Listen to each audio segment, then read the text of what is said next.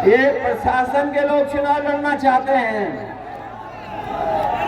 लेकिन हमें पता है घोसी की बहादुर जनता है, ये प्रशासन से तो नहीं घबरा जाएगी। अगर आपको मुकाबला भी करना पड़े तो अपने वोट के अधिकार के लिए मुकाबला करना, क्योंकि घोसी विधानसभा का संदेश केवल उत्तर प्रदेश के लिए नहीं है। घोसी विधानसभा के एक एक वोट का संदेश देश में जाने वाला है, क्योंकि देश में कहीं और चुनाव ऐसा नहीं होने जा रहा है। कम से कम ये संदेश घोसी की जनता दे कि जिन्होंने कोई काम नहीं किया है, कोई काम नहीं किया है, उनको सबक सिखाने का काम करेंगे अपने वोट दे करके। वैसे तो पलायन लोग करते हैं अपने काम रोजगार के लिए, नौकरी के लिए,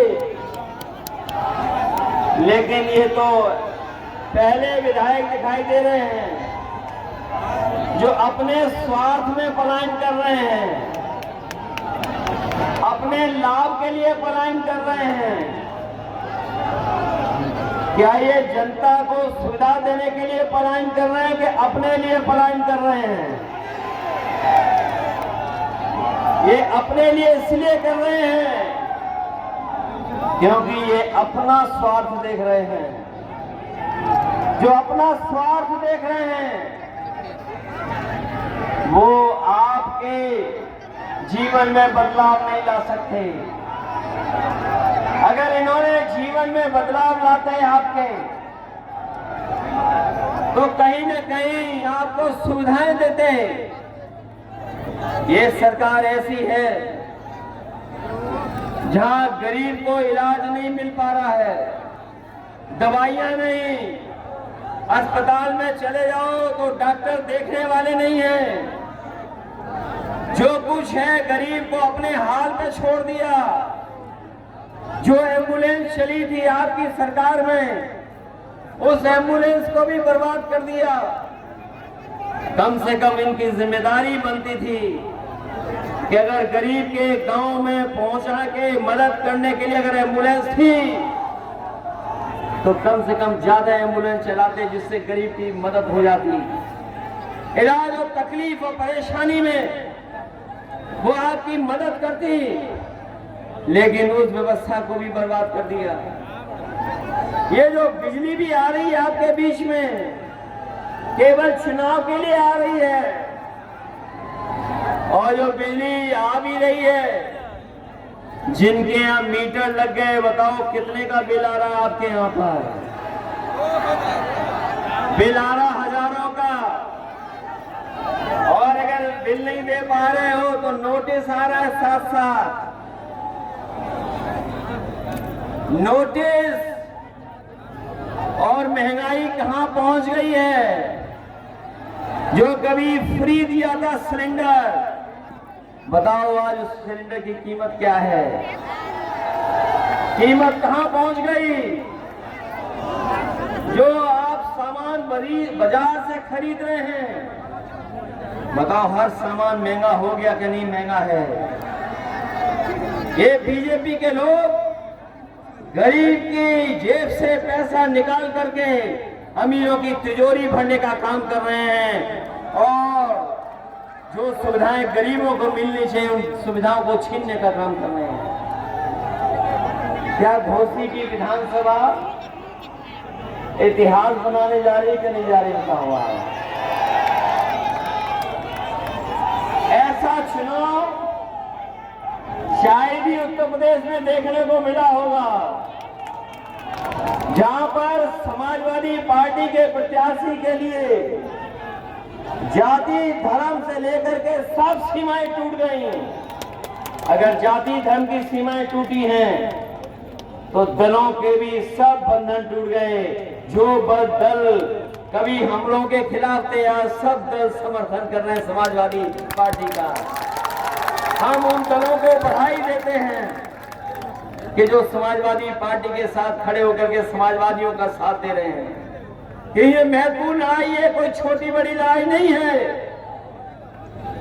ये बड़ा फैसला होगा आपका, और ये ऐसा फैसला है जो देश की राजनीति में भी बदलाव लाएगा।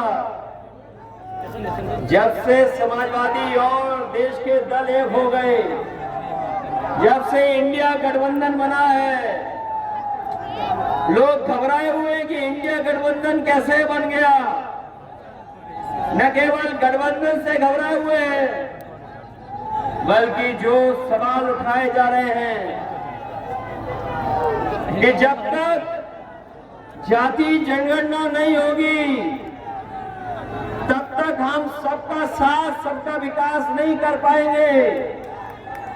ये जो लोग सबका साथ की बात कर रहे हैं, वो सबके बीच में गैर बराबरी नहीं खत्म करना चाहते, और जब तक गैर बराबरी नहीं खत्म होगी, जब तक जाति जनगणना नहीं होगी, तब तक हम समाज में बराबरी कैसे लाएंगे।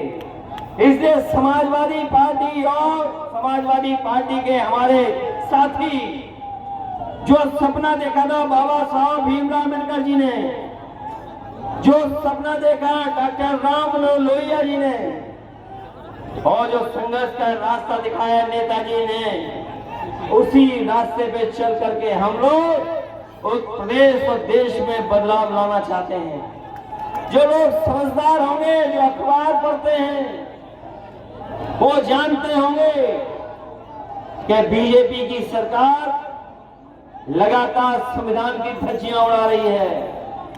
जो संस्थाएं संवैधानिक हैं, जिन संस्थाओं से हमें न्याय की उम्मीद है, उन संस्थाओं को भी ये हस्तक्षेप कर करके बर्बाद करना चाहते हैं।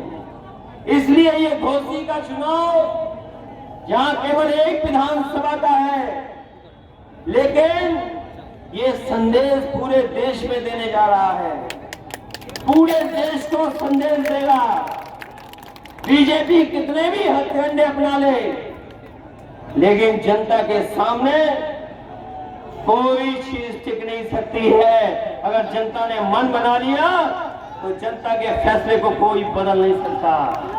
इसलिए जहां ये संवैधानिक संस्थाओं को बर्बाद कर रहे हैं, संविधान की धज्जियां उड़ा रहे हैं, लोकतंत्र को खत्म करना चाहते हैं, वहीं जहां पर नौकरी और रोजगार का इंतजाम हो जाना चाहिए, उन नौकरी रोजगार को भी नहीं बढ़ावा दे रहे हैं। क्या आपने नहीं सुना था, प्रदेश के मुख्यमंत्री सदन में कह रहे थे कि हमने 100 में सबको नौकरी दे दी, केवल 4 रोजगार हैं। बताओ कोई बीजेपी के आंकड़ों पे भरोसा कर लेगा कि जहां ये कहते हो कि हमने सबको नौकरी रोजगार दे दिए, 100 में केवल 4 रोजगार बचे हैं। ये इनके आंकड़े कहते हैं। जब हम उनसे पूछते हैं कि 15 साल से ऊपर वाले नौजवान जो पढ़ना चाहते हैं, लिखना चाहते हैं, उनके रोजगार नौकरी का इंतजाम हो जाए, तो सरकार न जाने किस तरह की बात करती है। आज देश में और दुनिया में सबसे ज्यादा 15 साल से ऊपर वाली आबादी अगर कहीं दिखाई दे रही है तो वो आपके उत्तर प्रदेश में दिखाई दे रही है, जिसकी पढ़ाई की, नौकरी की, रोजगार का इंतजाम क्या होगा। लेकिन ये बीजेपी के लोग उनके भविष्य को अंधकार में डालना चाहते हैं। अभी जो जानकारी मिली है, 3000 प्राइमरी स्कूल ऐसे हैं जहां पर एक भी गरीब बच्चे ने दाखिला नहीं लिया, एडमिशन नहीं लिया है। 3000 ऐसे स्कूल हैं जिनमें कोई एडमिशन नहीं मिला, कोई लेने नहीं गया एडमिशन। क्या कोई कल्पना कर सकता है कि सरकारी स्कूल में बच्चे पढ़ने नहीं आ रहे हों, और अगर बच्चे पढ़ भी लें तो उनके पास नौकरी नहीं है, रोजगार नहीं है। मैं लखनऊ से चल करके घोसी तक आया हूं। जो लोग कहते थे कि 33 लाख करोड़ उत्तर प्रदेश में निवेश होने जा रहा है पैसा। मुझे ये बीजेपी वाले बताएं, लखनऊ से लेकर के घोसी विधानसभा तक और घोसी विधानसभा के आखिरी बॉर्डर तक और यूपी की सीमा तक अगर कहीं एक भी कारखाना लगा हो तो बता दो हमें। अगर एक भी फैक्ट्री लगाई हो इन्होंने तो बता दो। ये तो कहते थे कि 33 लाख करोड़ रुपए का निवेश हुआ है। लखनऊ से लेकर के घोसी और घोसी विधानसभा से लेकर के आखिरी बॉर्डर यूपी के, अगर एक भी कहीं कारखाना इन्होंने लगाया हो तो बता दो हमें।